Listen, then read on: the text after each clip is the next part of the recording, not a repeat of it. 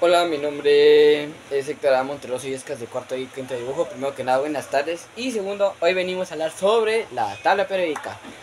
¿Cómo podemos definir la tabla periódica como primer punto o qué es la tabla periódica? Muy bien, la tabla periódica es un cierto grupo de elementos donde podemos definir qué es todo lo que tenemos a nuestro alrededor, tanto como un lapicero, tanto como está hecho un fósforo, lo que está, como está construido una pared, por así decirlo, lo que tengo aquí atrás, como se puede, la madera.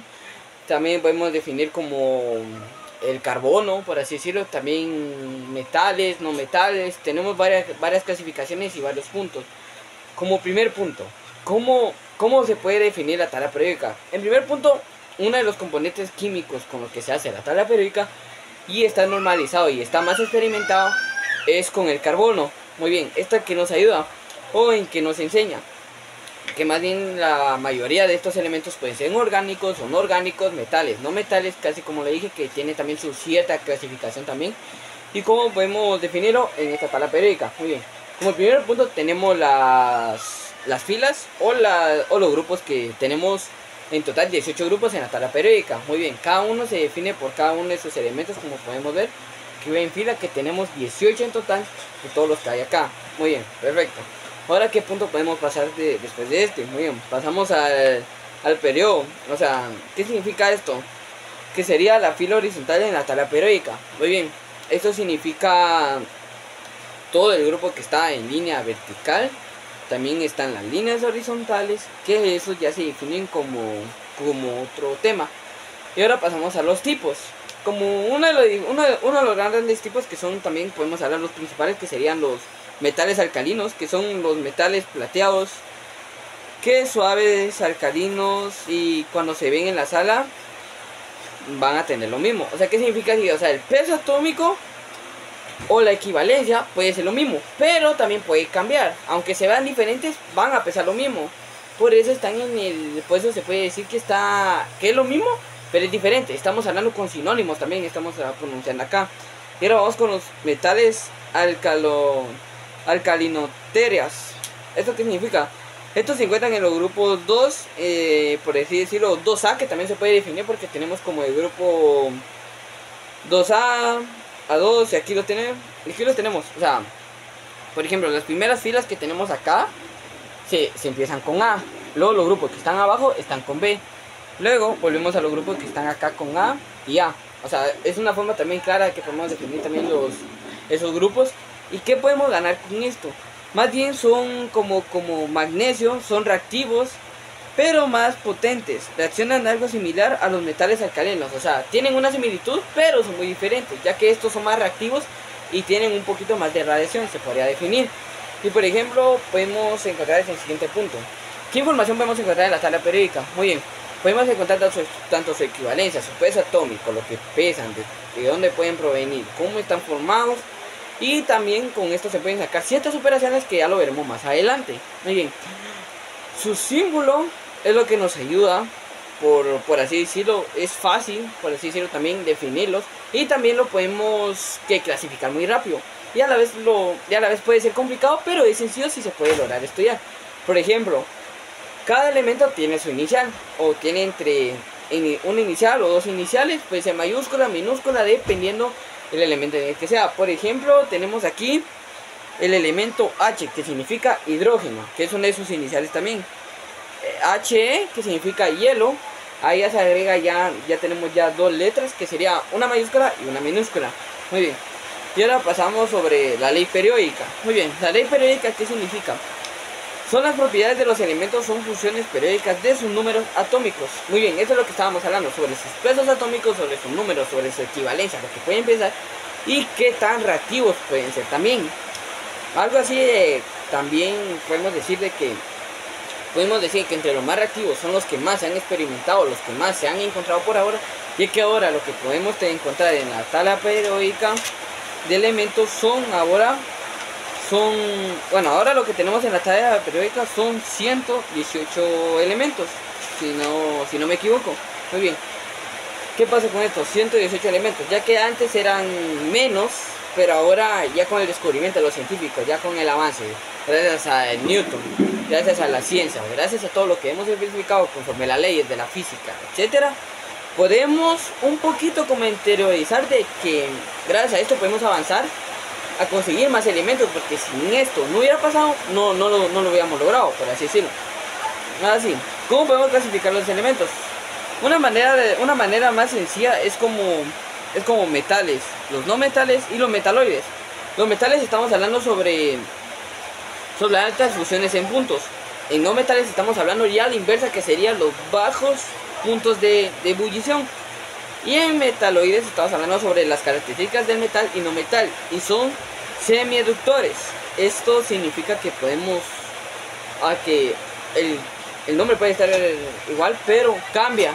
Así que eso puede ayudarnos mucho.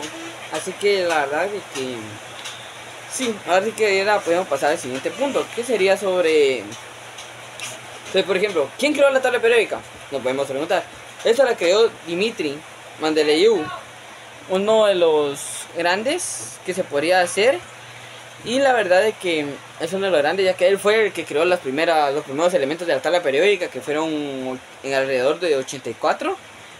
Otro también que podemos encontrar sería sobre vamos a ver, la mayoría de los elementos si son metales. Esto es cierto, por así decirlo, ya que la mayoría son experimentados y vienen de los metales.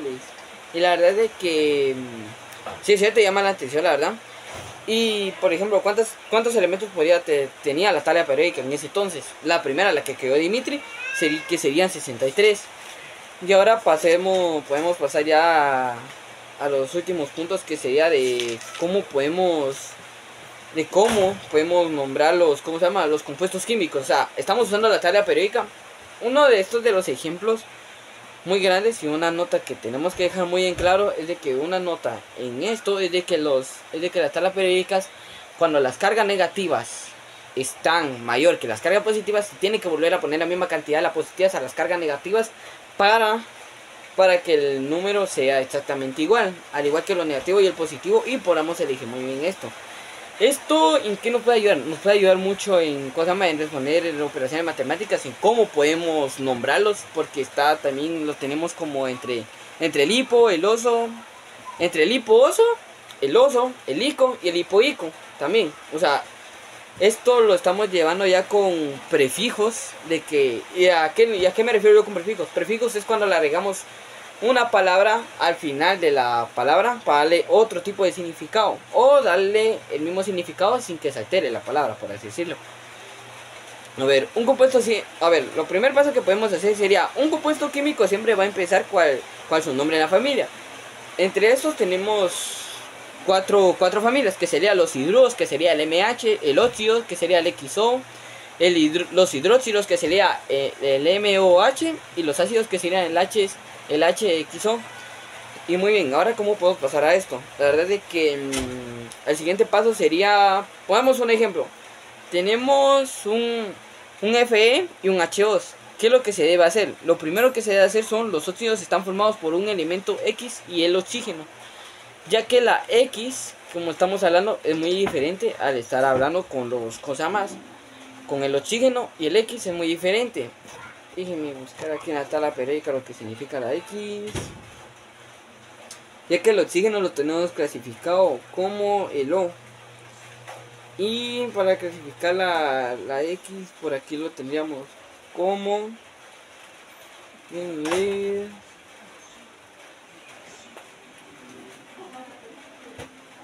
la verdad no hay, pero en fin, la verdad es que esto nos enseña mucho, la verdad que podemos decir que el óxido es el mismo que sea X, así que al final va a ser diferente.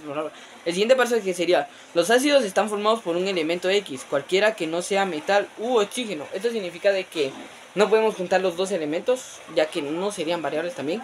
Y como podemos ver en la tabla periódica, en los elementos también tenemos por ejemplo, tenemos un positivo y un negativo que nos puede dar en el lado derecho de la tabla periódica, abajo del peso atómico, que sería por ejemplo 3,5,4.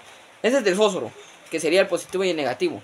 Eso ya serían sus cargas a través, si estamos hablando sobre operaciones de 2 3 o 4 variantes. Y por ejemplo tenemos el Fe y el H2. Cuando estamos hablando con el H2 y el Fe, estamos hablando de mismos términos, pero cambia también. O sea, por ejemplo, déjenme ver. Bueno, aquí el Fe significa hierro. Muy bien. Y tenemos también el H2, que sería... déjenme ver. El H2, el H2.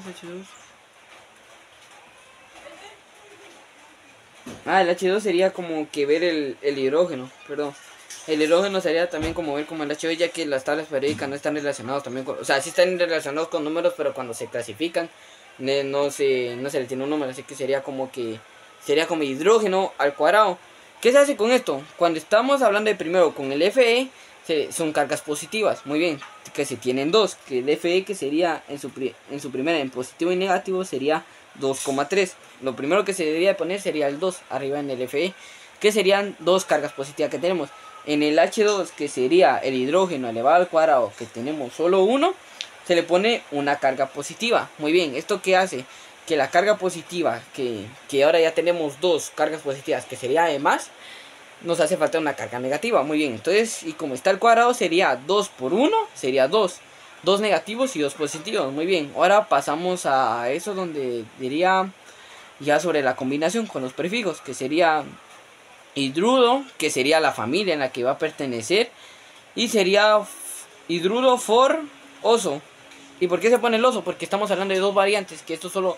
Un dato importante, que cuando se pone el oso y entre el ico, la diferencia entre que el oso es cuando estamos hablando de dos variantes, igual con el ico, y cuando estamos hablando en hipo, es cuando estamos hablando sobre, ya tenemos tres variantes o más, por así decirlo. Así que podemos definir esto, y esto como que una pequeña enseñanza sobre la tabla periódica. Obviamente que hay más, pero eso se mostrará más adelante. Así que muchas gracias por su atención y espero que pasen feliz noche.